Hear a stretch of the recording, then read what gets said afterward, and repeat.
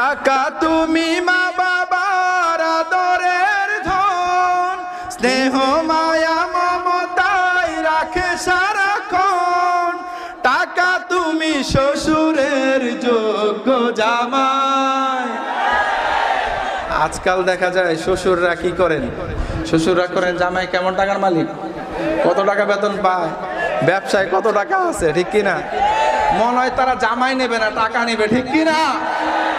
আমি তাদেরকে বলতে চাই, যারা এমন জামাই খুঁজেন আপনাদের কপালে খারাপই আছে। কদিন পরে দেখবেন আপনার মেয়ে আইসা বলবে সুখ নাই জীবনে, ঠিক কিনা?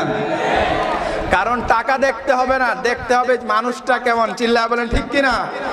যদি মানুষটা দেখেন, দেখা যাবে সোনার মানুষ আপনি পেয়ে যাবেন, ঠিক কিনা? তারপরে টাকা তুমি মা বাবার আদরে